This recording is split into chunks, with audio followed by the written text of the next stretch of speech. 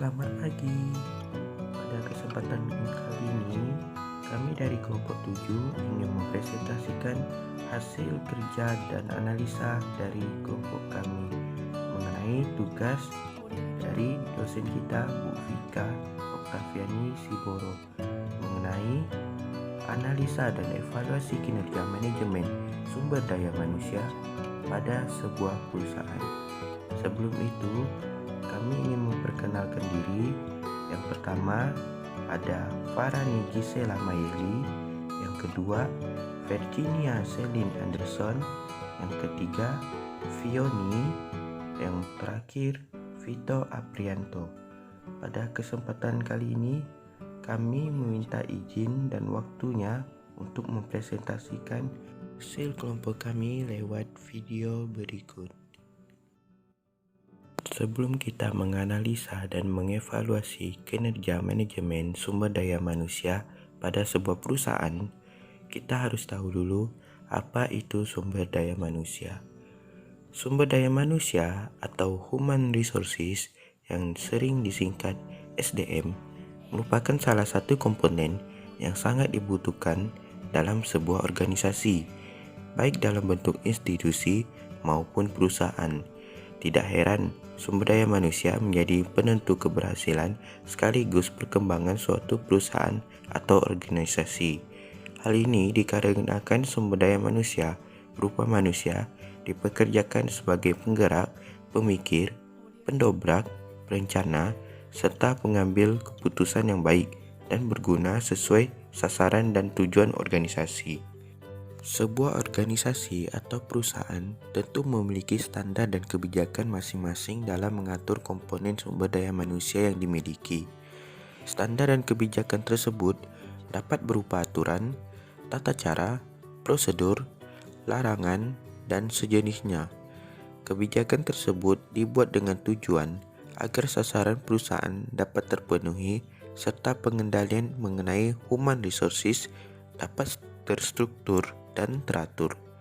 Salah satu perusahaan yang akan dirangkum pada pembahasan kali ini adalah PT Indosat Ooredoo. PT Indosat Ooredoo adalah salah satu perusahaan provider terbesar di Indonesia.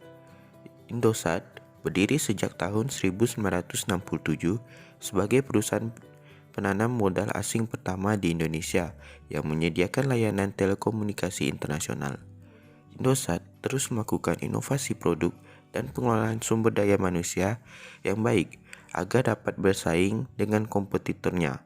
Hingga pada tahun 2015, Indosat resmi berganti nama menjadi Indosat Ooredoo karena mayoritas saham Indosat diambil alih oleh Kitel atau Qatar Telkom atas nama Ooredoo Asia Pte Ltd dengan persentase kepemilikan saham sebesar 65%.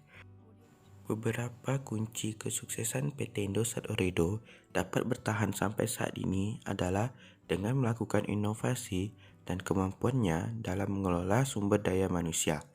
Bagi PT Indosat Ooredoo, sumber daya manusia merupakan aset berharga yang dimiliki perusahaan, karena tanpa sumber daya manusia, kegiatan operasional perusahaan tidak berjalan dengan optimal dan tujuan perusahaan tidak dapat tercapai.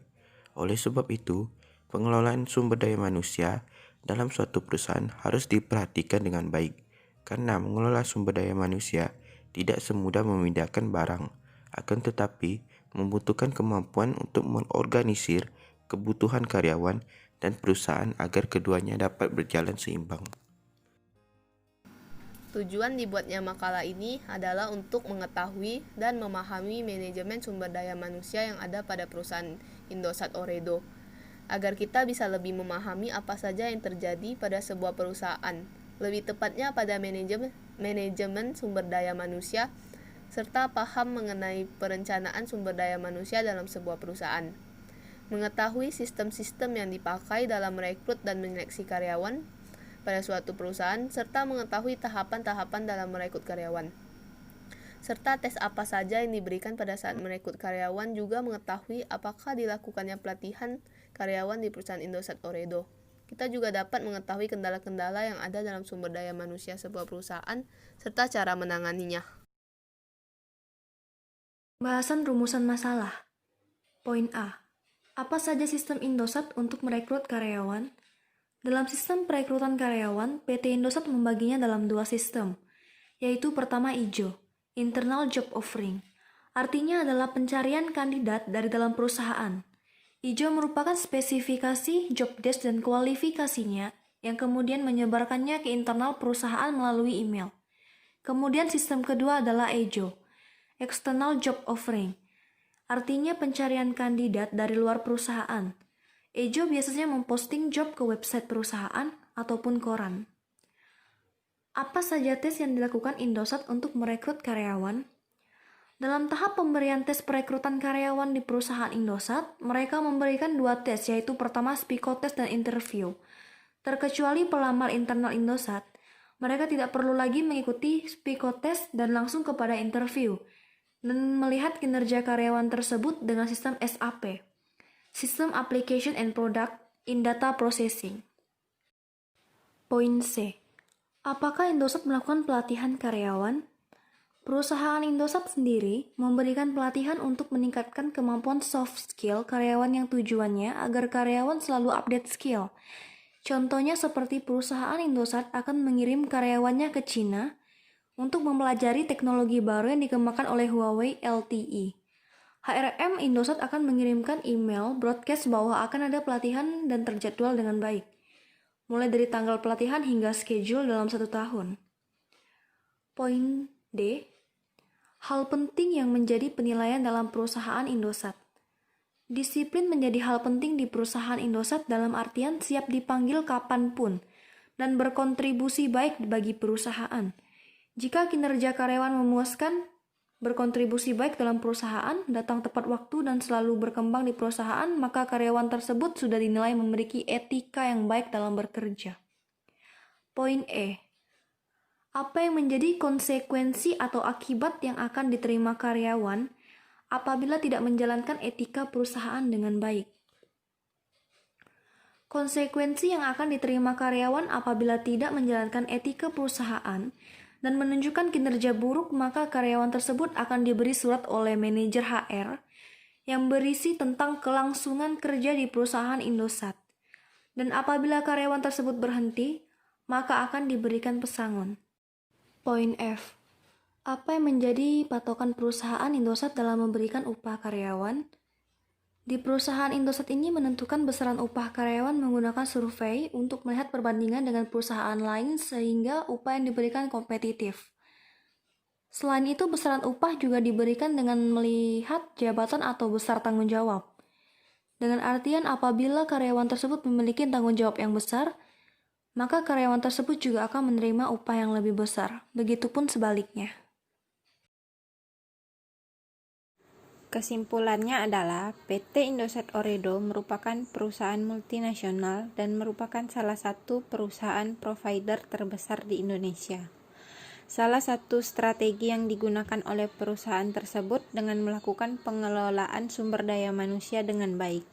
Karena jika sumber daya manusia dalam suatu perusahaan baik, maka akan memudahkan perusahaan itu sendiri untuk mencapai tujuannya.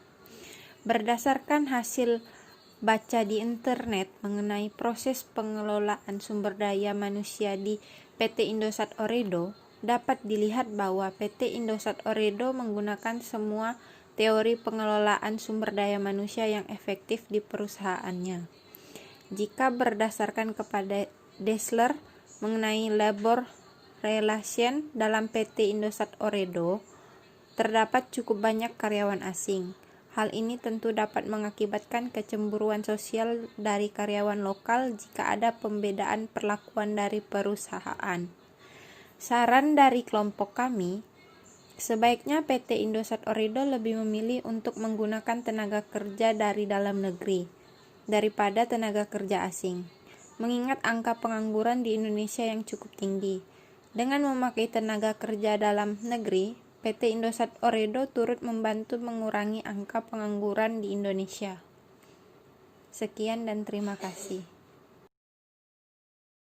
Baiklah, mungkin hanya ini presentasi dari kami kelompok 7 mengenai analisa dan kinerja manajemen pada sebuah perusahaan. Terima kasih atas waktu dan perhatiannya. Apabila ada kesalahan dalam penyampaian dan bahasa yang kurang tepat, mohon dimaafkan. Karena yang baik datangnya dari Tuhan, yang buruk datangnya dari kita sendiri. Kami undur pamit. Terima kasih. Selamat pagi.